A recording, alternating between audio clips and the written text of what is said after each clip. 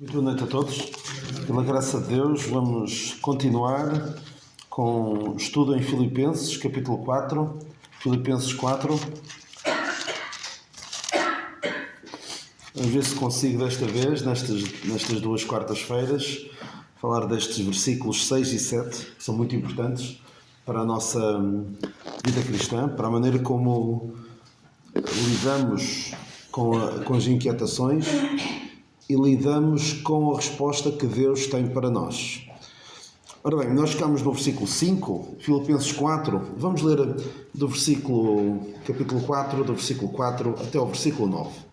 E diz assim a palavra de Deus, Filipenses 4, 4 a 9. Regozijai-vos sempre no Senhor, outra vez digo, regozijai-vos. Seja a vossa equidade notória a todos os homens.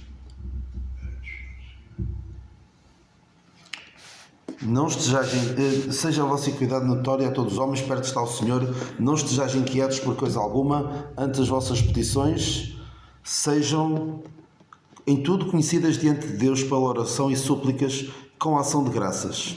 E a paz de Deus, que excede todo o entendimento, guardará os vossos corações e os vossos sentimentos em Cristo Jesus. Quanto ao mais, irmãos, tudo o que é verdadeiro, tudo o que é honesto, tudo o que é justo, tudo o que é puro, tudo o que é amável, tudo o que é de boa fama, se há alguma virtude, se há algum louvor, nisso pensei. E o que também aprendestes, e recebestes, e ouvistes, e vistes em mim, isso fazei, e o Deus de paz estará convosco. Nós então ficamos no versículo 5, falamos sobre a vossa equidade notória a todos os homens, perto está o Senhor. Falei-vos de algumas pessoas que, como Eliseu, que quem o conhecia notava que ele era um santo homem de Deus. Aquela mulher sunamita que virou-se para o seu marido e disse: tenho notado que este homem que por aqui passa é um santo homem de Deus. Ou seja, ele distinguia-se dos outros.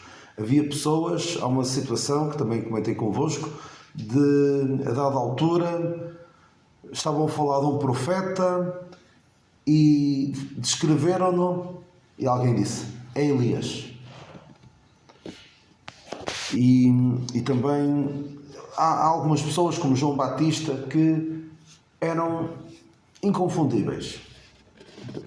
Percebia-se perfeitamente, tinha o seu estilo próprio, e também o crente deve ter um estilo próprio, não propriamente no vestir, não propriamente na aparência exterior, mas a sua vida deve de facto distinguir-se da dos demais. E devemos viver de tal forma que quem nos conhece possa pensar: esta pessoa tem uma postura diferente na vida. Não vou dizer por estar sempre a falar de Deus, claro que devemos aproveitar as oportunidades, mas no sentido de esta pessoa tem uma linguagem diferente, tem, muito, muito importante, uma visão do mundo diferente. E até na forma como reage às situações adversas, e vamos ver isso daqui a pouquinho, age de maneira diferente. Ou seja, deve ser notório a todos os homens. Porque aqui não diz: seja a vossa equidade notória a todos os crentes. Ou seja, quando estamos aqui na igreja é fácil parecermos todos santos e muito crentes. Falamos a linguagem típica dos crentes, mas aqui é a todos os homens, não é só em alturas específicas da semana, mas sim a cada dia. Porque fingir durante 1 hora ou 2 horas não há de ser assim muito complicado. Agora, no dia a dia, a nossa equidade deve ser notória, ou seja, a nossa justiça, a nossa retidão. E ele continua e diz: perto está o Senhor. E eu falei-vos de 3 maneiras como podemos encarar este perto está o Senhor. E que encaixa também na frase anterior. A vossa equidade notória a todos os homens, porque o Senhor está perto. O Senhor vê tudo. O Senhor, a Ele nada está escondido. Será que nós agiríamos da mesma maneira no nosso dia-a-dia, em todas as coisas que fazemos, se soubéssemos que alguém está a ver, que estaríamos a ser filmados? Já viram certamente aquele dístico, sorria, está a ser filmado. E para que é que serve aquilo? Para que as pessoas pensem, para mim estou a ser filmado, é melhor não fazer uma determinada coisa. Estou-me a lembrar de que já há algum tempo foi uma situação muito trágica. Um paramédico, daqueles, não sei se seria enfermeiro, foi em Inglaterra. Eles chamam paramédicos, agora não sei, assistentes do INEM, técnicos do INEM. Chegou a casa de uma pessoa que já estava morta. E entretanto, levaram o corpo e essa pessoa foi à carteira da pessoa que tinha morrido, era numa casa, e tirou dinheiro. E depois olhou uma câmara de videovigilância dentro da casa e voltou a pôr o dinheiro. Ou seja, a sua atitude mudou quando percebeu que estava a ser filmado. Aí já fez a coisa certa. Mas creio eu que acabou por ser despedida. E aí há muitos casos assim, uma pessoa faz uma coisa e depois vê, estou tramado. Então trata de fazer aquilo que deveria fazer. Mas não deveria ser preciso. Nós, enquanto crentes, não pelo facto de sabermos que Deus está a ver, mas pelo simples facto de Ele nos ter comprado e de Ele nos ter resgatado. E há uma passagem que diz: Ele morreu para que os que vivem não vivam mais para si, mas para aqueles que por eles morreu e ressuscitou. Ou seja, nem deve ser só pelo facto de o Senhor está a ver e Ele vai ficar triste comigo ou vai castigar-me ou o que quer que seja. Nem devia ser preciso isso. Mas o facto de sabermos que Deus vê todas as coisas devia levar-nos a viver de uma forma justa, uma forma correta. Outra forma como podemos ver que Deus está perto é que a sua vinda está perto. O Senhor, a vinda do Senhor é iminente, pode acontecer a qualquer altura. Não precisamos que Israel faça isto ou faça aquilo, ou que haja um certo acontecimento para que o Senhor venha. O Senhor pode vir a qualquer altura. Paulo já esperava no seu tempo. Claro que depois no final da sua vida já percebeu que possivelmente iria demorar algum tempo, porque ele estava a perceber que o tempo da sua partida estava próximo. Mas o Senhor pode vir. Não há nenhuma profecia que se tenha de cumprir para que o Senhor venha. O Senhor vem. E pode vir a qualquer altura. E será que nós queremos ser surpreendidos na sua vinda, quando o Senhor vier, e formos achados numa situação em que estamos em pecado, estamos a pecar nesse momento, estamos a fazer algo que sabemos que Deus não se agrada? E o Senhor, eu comentei isso convosco da outra vez, o Senhor é como se dissesse: a sério, eu venho buscar-te para te levar e tu estás assim, estás a desprezar aquilo que eu fiz por ti, no preciso momento em que eu te venho buscar, mais valia deixar-te aqui. Mas não, o Senhor levará para si todos os que são seus. Mas o facto de sabermos que o Senhor vem deve levar a viver vidas dedicadas a Ele. Porque Ele diz assim, em Tito 2, diz assim, ensinando a graça de Deus, Tito 2,11, a graça de Deus está manifestada, trazendo salvação a todos os homens, ensinando-nos que, renunciando à impiedade e às concupiscências mundanas, vivamos neste presente século sóbrio, justo e piamente, aguardando a bem-aventurada esperança e o aparecimento da glória do grande Deus e nosso Senhor Jesus Cristo, o qual se deu a si mesmo por nós para nos purificar de toda a iniquidade e purificar para si um povo seu especial, zeloso de boas obras, aguardando a bem-aventurada esperança e o aparecimento do grande Deus e nosso Senhor Jesus Cristo. Quando estamos nesta expectativa, as nossas vidas serão certamente diferentes. Vivemos a cada dia sabendo que o Senhor pode vir e que tudo isto que estamos a fazer aqui no mundo é temporário. O pecado no qual nós caímos é algo que não nos deveria caracterizar. Os prazeres deste mundo, os nossos afazeres deste mundo, é algo que quando o Senhor nos vier buscar, nós nem nos vamos lembrar mais daquilo. O que fizemos aqui no mundo enquanto trabalhamos, enquanto nos nossos afazeres mundanos, não vão ser relevantes para a eternidade.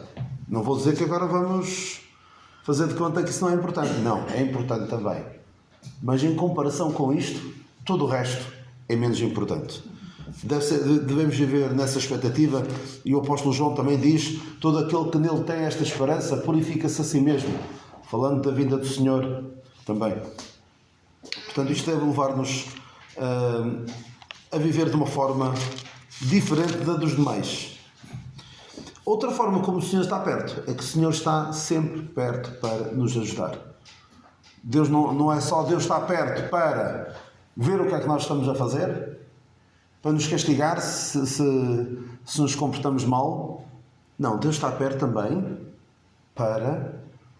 E atenção, eu estou a dizer que para nos castigar se portamos mal, e eu não creio que Ele castigue da forma como alguns dizem. Também vamos falar disso daqui a um bocadinho. O Senhor está a vistar a vida daquela pessoa porque ela fez isto ou fez aquilo. Eu não creio que Deus haja dessa forma. Mas Deus está perto para nos ajudar. Em qualquer situação, Ele é o porto seguro. É a pessoa a quem nós devemos recorrer sempre que temos algum problema. Sempre que passamos por alguma dificuldade, sempre que temos alguma tribulação, sempre que temos alguma aflição, sempre que temos alguma inquietação, é ao Senhor que temos de ir. E como? Ele diz a seguir: não estejais inquietos por coisa alguma. Antes as vossas petições sejam em tudo conhecidas diante de Deus pela oração e súplicas com ação de graças. Não estejais inquietos por coisa alguma. É natural que coisas más venham à nossa vida.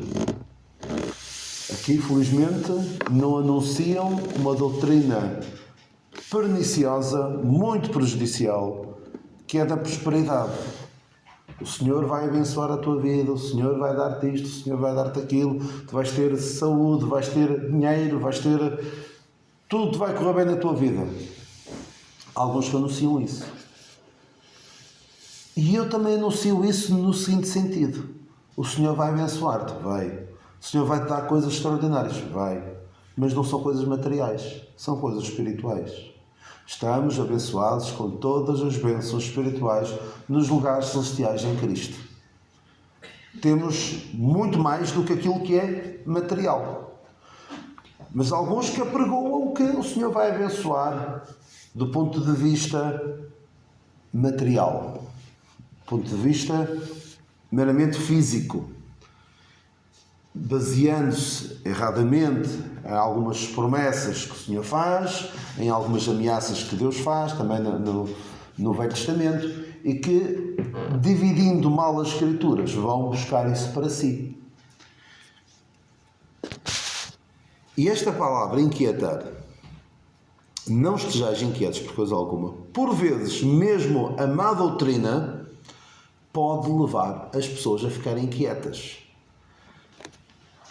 Eu penso que já falei convosco sobre isso em Gálatas 1. Vamos a Gálatas 1.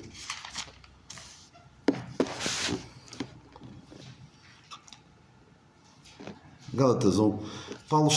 Gálatas 1:6. Paulo está a censurar os Gálatas porque eles deixaram a mensagem que ele tinha anunciado. Ele diz assim: maravilho-me ou espanto-me de que tão depressa passasseis daquele que vos chamou a graça de Cristo para outro Evangelho. Ou seja, eu anunciei-vos o Evangelho e vocês agora já foram para outro Evangelho, entre aspas, o qual não é outro. Ou seja, não tem o mesmo efeito. Aquilo que eu pregava era um Evangelho. O que agora vocês abraçaram não é Evangelho, não são boas notícias. E continua e diz: mas há alguns que vos inquietam e querem transtornar o Evangelho de Cristo. A má doutrina que entrou nas igrejas da Galácia inquietava os crentes e transtornava o Evangelho de Cristo. Transtornar significa tornar completamente no oposto. Ou seja, era boa notícia aquilo que Paulo pregou e o que estava a anunciar era más notícias. Porque estavam a querer pô-los debaixo do legalismo, de guardar a lei, guardar todos aqueles preceitos judaicos, circuncisão e tudo mais. Reparem como a má doutrina deixou-os inquietos. E também há alguns que com a má doutrina podem inquietar. Eu vou dar um exemplo. Já lá vão quase 2 anos que partiu o meu cunhado Simão Pedro. Ele faria anos ontem e ainda me recordei disso. O Senhor levou há cerca de 2 anos. E então, ele esteve doente 33 anos. 33 anos. E quando surgiu aquela situação na sua vida e na vida dos meus sogros e na vida da minha mulher, aquilo é uma grande aflição. Ele teve um tumor no cérebro, para quem não se recorda ou quem não sabe, teve um tumor no cérebro durante 33 anos. E imaginem o que era, para além daquela dor intensa de ver o filho a sofrer, não saber o que fazer. Não havia a facilidade que há agora de fazer esse tipo de cirurgias aqui em Portugal. Teve de ser operado em França. E imaginem o que é, além de toda essa dor, vir alguém com má doutrina, imaginem, bater-lhes à porta e visitá-los e começarem a dizer, e eu estou a dizer isto, mas já há quem faça, e dizer, olha, isto está a acontecer, é pecado na vossa vida. Vocês têm de confessar o vosso pecado, deixar o vosso pecado para que isto passe. Infelizmente alguns fazem isto. Que consolo é que traz? E ainda traz mais que inquietação. Porque distorcem a palavra de Deus e querem fazer crer as pessoas de que o que lhes está a acontecer é Deus a castigá-las. Eu estou convencido de que Deus hoje castiga-nos de que forma? Pensem comigo. Como é que nós castigávamos os nossos filhos? Agora não se pode. Mas como é que vocês, que tiveram filhos, castigavam os vossos filhos quando eles eram pequenos? De uma forma física. Hoje em dia a palmada pedagógica não pode ser.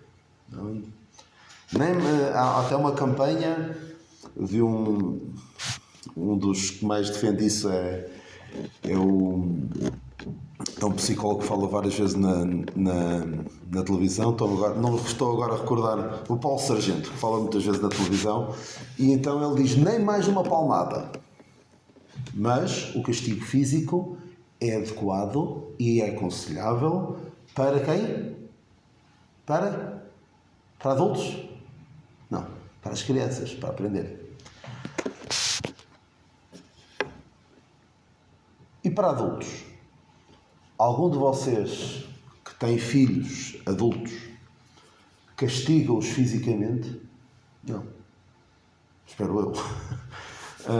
Se querem mostrar o vosso desagrado por algo que eles fizeram, como é que se castiga? Como é que se chama a atenção?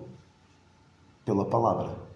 E às vezes há situações em que alguém me chama a atenção verbalmente, de uma forma até mansa, e eu fico com a sensação, olha, preferia que me batessem, doía menos. Porque assim, um adulto não se castiga um pai não castiga um filho adulto pelo castigo físico, é pela palavra. E Deus hoje não nos trata como filhos pequeninos. Tratava a nação de Israel como filhos pequeninos, mas a palavra de Deus é clara que nos trata como filhos adultos, filhos maduros. E por isso Ele censura-nos pela palavra, castiga-nos pela palavra. E portanto vir alguém dizer, olha, está a acontecer na tua vida por isto e por aquilo, porque há pecado na tua vida. Olha, pecado na minha vida há, certeza. Mas quem és tu para fazer a relação entre uma coisa e outra?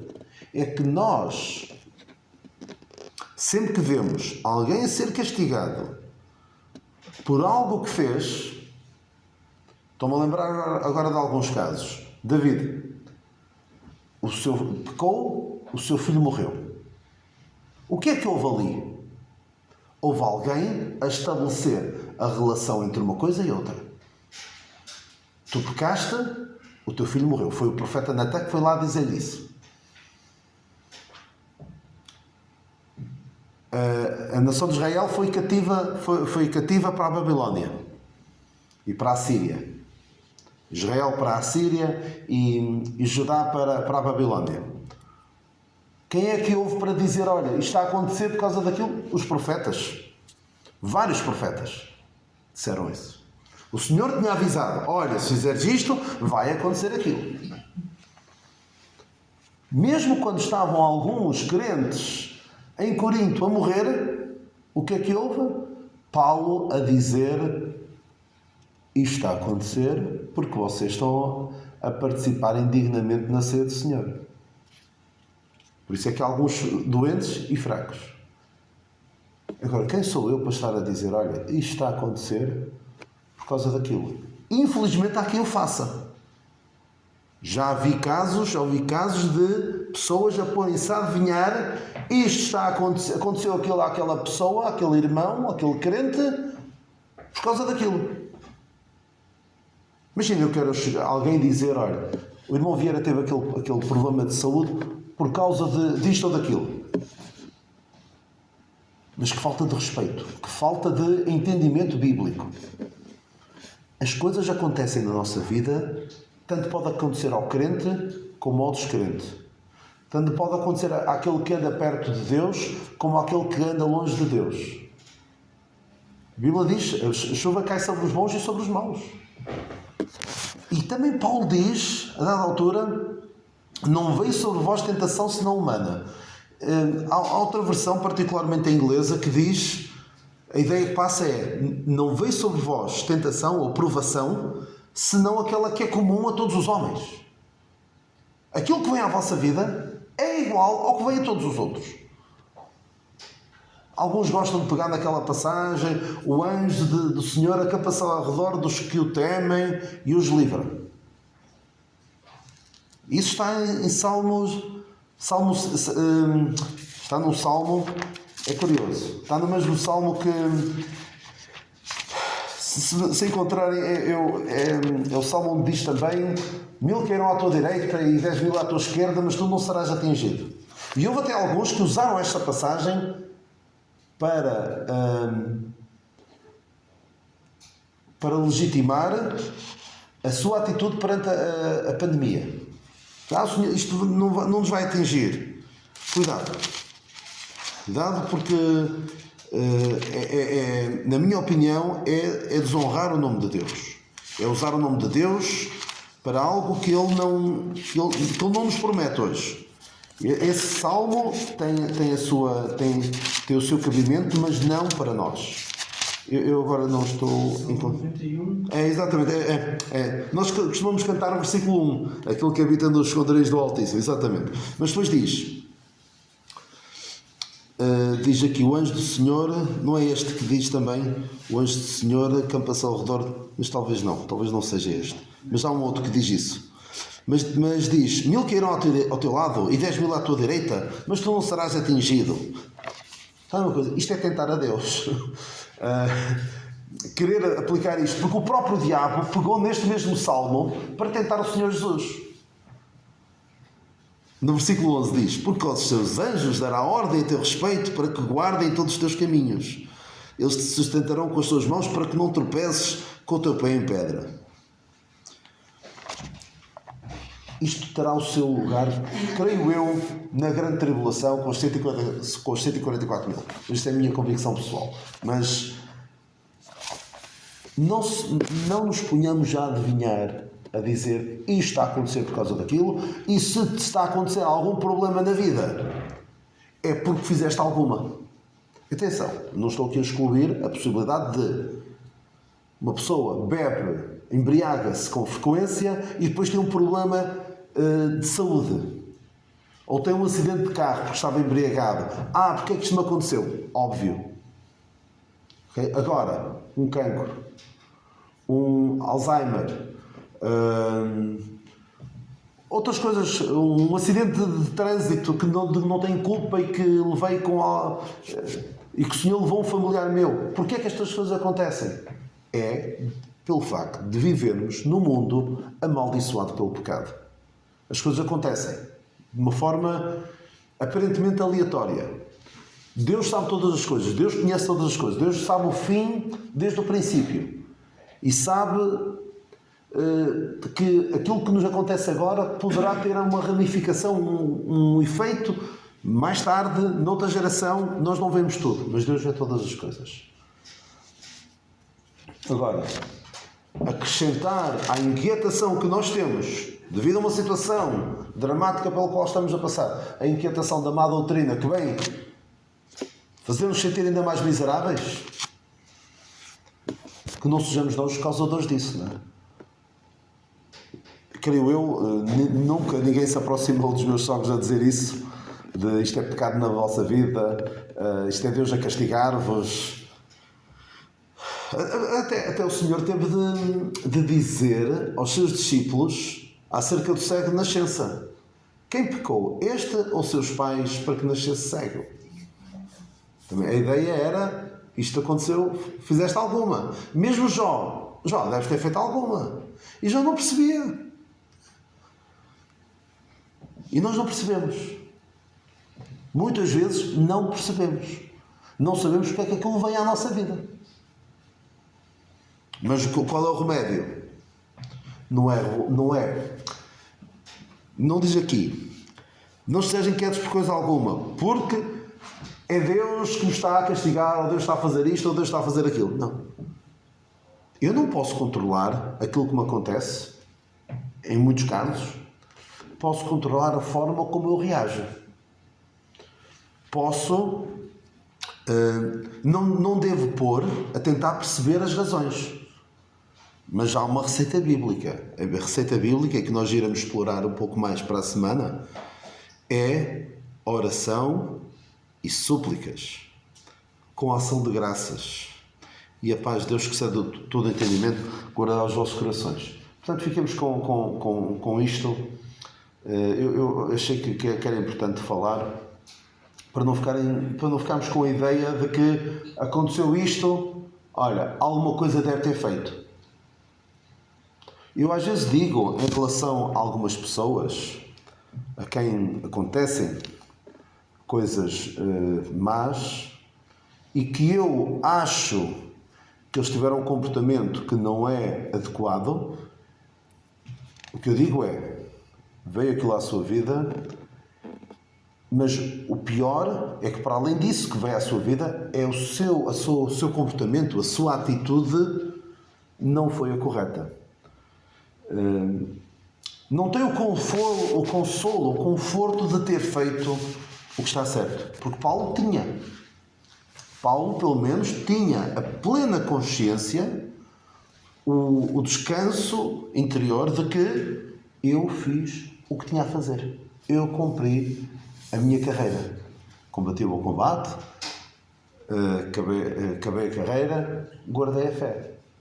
Alguns nem esse conforto têm, infelizmente. Portanto, não nos ponhamos a adivinhar, não nos ponhamos a culpar ninguém, porque se há alguém que, seguindo essa lógica, deve ter feito muito, foi o apóstolo Paulo. Acabou na miséria, acabou sem amigos, acabou sem saúde. Alguma coisa ele deve ter feito. Pode dizer, foi por causa do que ele fez antes de perseguir os crentes. Mas o Senhor perdoou. Então ele agora, quando estava mais com vontade de pregar o Evangelho, de levar o Evangelho às pessoas, o Senhor manda aquilo à vida dele. Mas para quê?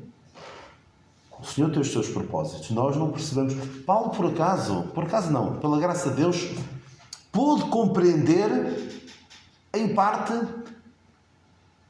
Porque é que as coisas aconteceram assim? Ele, a dada altura, diz, nesta mesma epístola, as coisas que me aconteceram, o que é que ele diz? Contribuíram para maior proveito do Evangelho. Às vezes podemos ter esse gozo, essa felicidade de perceber, olha, ainda bem que me aconteceu isto. Porque se não me tivesse acontecido isto, eu tinha de andar terra em terra a pregar o Evangelho e agora estou aqui, estou a sofrer, é verdade, não posso, não tenho liberdade, mas estou a pregar o Evangelho. E a dada altura até o salmista diz, foi bom ter sido afligido para que conhecesse os teus estatutos. E há várias, se nós formos a ver, há uns tempos falava, fui visitar a irmã Filomena, uma irmã que está numa cadeira de rodas, que só consegue mexer a cabeça, pela graça de Deus consegue mexer a cabeça, consegue ler, consegue usar um computador só com os olhos. E pediram para preparar alguns pensamentos para falar e eu falei sobre as bênçãos do sofrimento. E fui pesquisar um pouco sobre isso. Que o sofrimento, claro que ninguém gosta de sofrer, mas há coisas boas que podem resultar de sofrimento. Porque sofremos fisicamente, mas espiritualmente pode haver ganho. E pode haver ganho, não necessariamente para nós. As coisas que me aconteceram contribuem para o maior proveito meu. É isso que ele diz? Não. Do Evangelho. Portanto, vamos continuar para a semana, senão já dou esta semana o estudo da próxima semana e também não vos quero roubar muito mais tempo. Ora, graças a Deus e querendo Deus, na próxima semana falaremos um pouco sobre qual é a receita de Deus. O que é que Deus receita? Porque alguns dizem assim, perante uma doença, o Senhor é o médico dos médicos. Não é? Não é que dizem muitos? O Senhor é o médico dos médicos, o Senhor pode, o Senhor é o médico dos médicos. Ok. E pode. E pode, exatamente. Pode. Mas... Pode quer. Exatamente. Então, ainda bem que diz isso. Quantos de vocês é que vão ao médico e dizem, Senhor doutor, eu estou doente, tenho isto, e a cura é esta e esta. Experimentem, ele não vai gostar de certeza absoluta. Se calhar manda-vos sair do consultório ou passa-vos um raspanete. Porque às vezes há pessoas que é assim, não é? Que têm um certo problema e acham que já sabem o que ela aceita. Então, vou ser eu que vou dizer a Deus, perante a minha dificuldade, perante a minha doença, qual é a solução? Eu sei o que é que eu quero. Mas quem é que me garante que aquilo que eu quero é o melhor? Não é? Portanto, devemos confiar no médico dos médicos e devemos confiar que ele tem o melhor. Que pode não ser aquilo que a gente quer. O Senhor nos abençoe, então.